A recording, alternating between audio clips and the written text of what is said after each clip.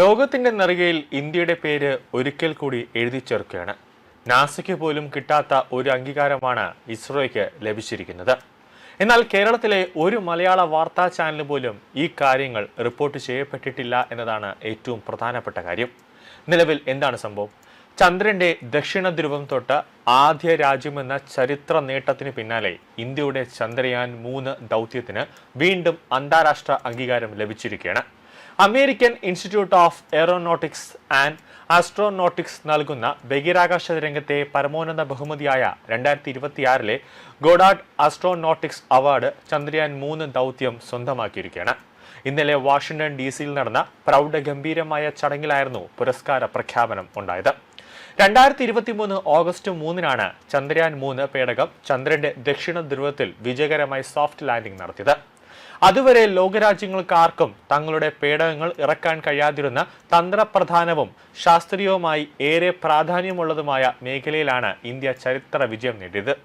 ഭാവിയിൽ മനുഷ്യനെ ചന്ദ്രനിലേക്ക് അയക്കുന്ന ദൗത്യങ്ങൾക്ക് വലിയ പിന്തുണ നൽകുന്ന നിർണായക വിവരങ്ങളാണ് ചന്ദ്രയാൻ 3 നൽകിയത്. ചന്ദ്രന്റെ ദക്ഷിണ ധ്രുവത്തിലെ മണ്ണിൽ പ്രധാന രാസമൂലകങ്ങളുടെ സാന്നിധ്യം സ്ഥിരീകരിക്കാൻ ഈ ദൗത്യത്തിന് കഴിഞ്ഞു. ഇത് ഭാവിയിൽ ചന്ദ്രോപരിതലത്തിൽ മനുഷ്യന് താവളമൊരുക്കുന്നതിനും ഉൽപാദന പ്രവർത്തനങ്ങൾ നടത്തുന്നതിനും സഹായകരമാകുന്ന പ്രാദേശിക വിഭവങ്ങളുടെ സാന്നിധ്യത്തിലേക്കാണ് വിരൽ ചൂണ്ടുന്നത്. വാഷിംഗ്ടണിൽ നടന്ന AIAA അസന്റ് 2026 കോൺഫറൻസിൽ ഇന്ത്യൻ അംബാസിഡർ വിനയ് ഖാത്രയാണ് അവാർഡ് സ്വീകരിച്ചത്. പ്രധാനമന്ത്രി നരേന്ദ്രമോദിയുടെ സ്പേസ് വിഷൻ 2047 അദ്ദേഹം യോഗത്തിൽ വിശദീകരിച്ചു. ആഴത്തിലുള്ള ബഹിരാകാശ പരിവേഷണം, മനുഷ്യനെ ബഹിരാകാശത്ത് എത്തിക്കാനുള്ള ദൗത്യങ്ങൾ, വാണിജ്യ ബഹിരാകാശ മേഖലയുടെ ദ്രുതഗതിയിലുള്ള വളർച്ച എന്നിവയുള്ള ഒരു വീക്ഷണം, അതാണ് ഇന്ത്യയുടെ വീക്ഷണമെന്ന് അദ്ദേഹം അവതരിപ്പിച്ചിരിക്കുകയാണ്. ബഹിരാകാശ പരിവേഷണ രംഗത്ത് ഇന്ത്യയും അമേരിക്കയും തമ്മിലുള്ള പങ്കാളിത്തം കൂടുതൽ ദൃഢമാക്കേണ്ടതിന്റെ ആവശ്യകതയും അദ്ദേഹം എടുത്തു പറഞ്ഞിരിക്കുകയാണ്.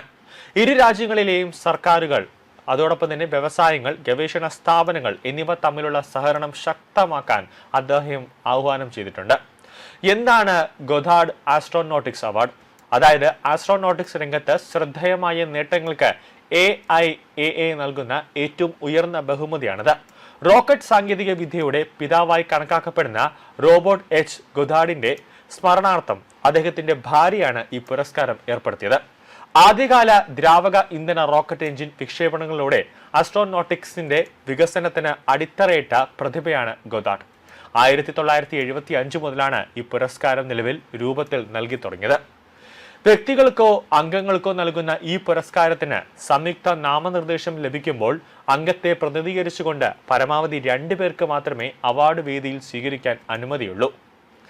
ലോക ബഹിരാകാശ ഭൂപടത്തിൽ ഇന്ത്യയുടെയും അതോടൊപ്പം തന്നെ ISROയുടെയും സ്ഥാനം ഒരിക്കൽ കൂടി ഉറപ്പിക്കുന്നതാണ് ഈ പുതിയ പുരസ്കാര നേട്ടം.